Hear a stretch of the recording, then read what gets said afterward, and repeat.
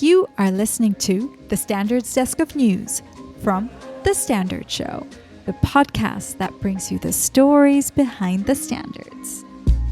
Hey, Cindy Paracool. Hey, Matthew Childs. Well, shall we have the Standards Desk of News? Yep, let's do it.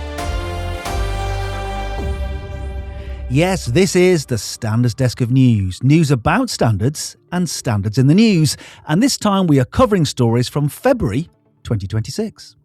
And we start with 125 years of BSI. This year marks the 125th anniversary of the pivotal meeting at the Institution of Civil Engineers that led to the creation of what would become BSI.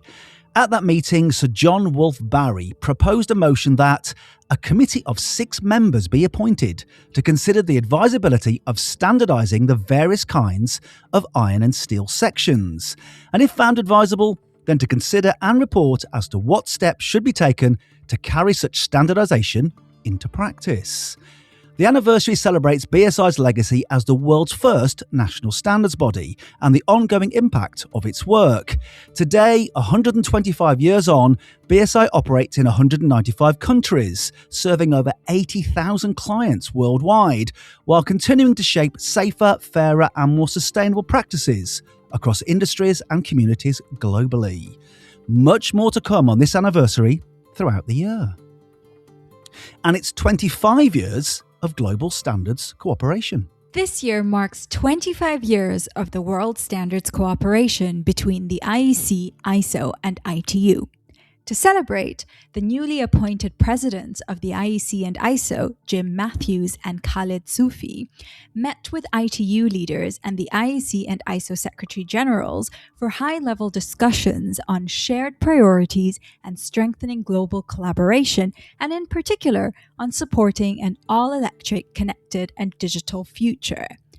By aligning efforts, the IEC, ISO, and ITU strengthen the global standards ecosystem, foster innovation, harmonize approaches, and ensure coordinated action that benefits governments, industry, researchers, educators, and communities worldwide, creating a foundation for shared growth and resilient standards frameworks.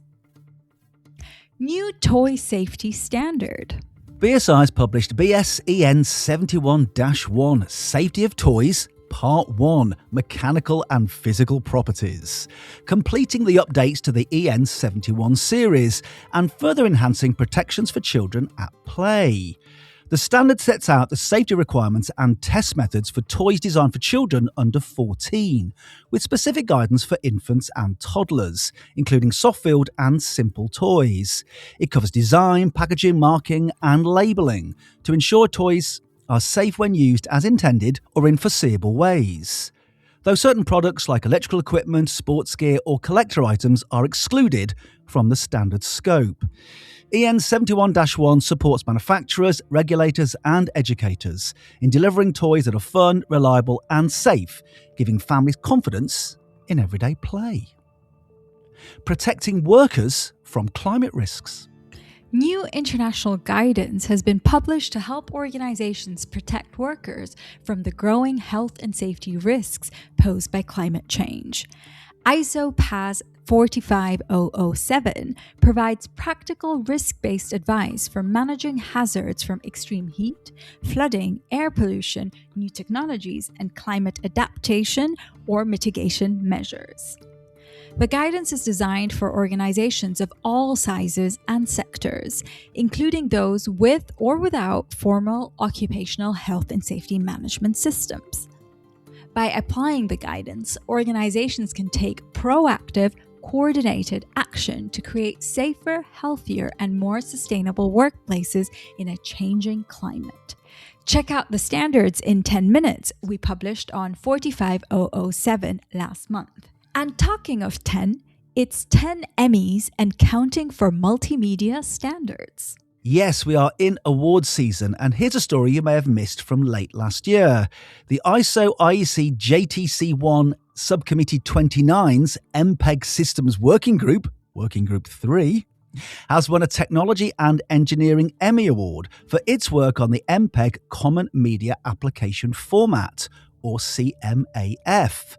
Presented by the National Academy of Television Arts and Sciences on the 4th of December in New York, the award marks yet another milestone in the group's long-standing leadership in shaping the future of media technology. Published as ISO IEC 23000-19, CMAF is the global standard that makes online video streaming smoother and more reliable across devices, from phones and tablets to smart TVs. By giving everyone a common format, it ensures different platforms and services work together seamlessly. This is the 10th Emmy for Subcommittee 29 expert groups and the 6th for MPEG systems, celebrating their ongoing role in shaping the digital media technologies we use every day. And finally, have your say on food loss and waste management. A new international standard is set to shape how food loss and waste is managed globally.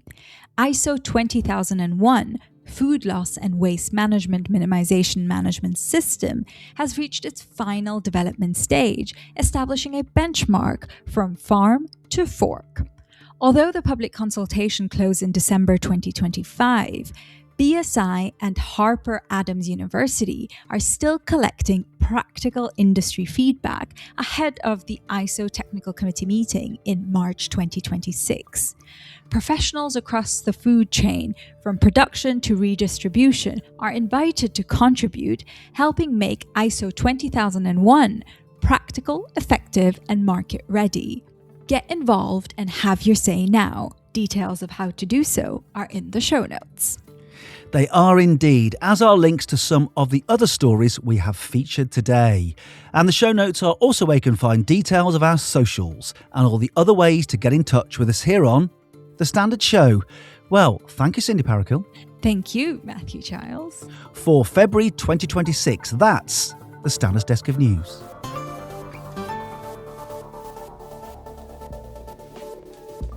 You have been listening to the Standard's Desk of News from The Standard Show, the podcast that brings you the stories behind the standards. You just heard a Stripped Media production.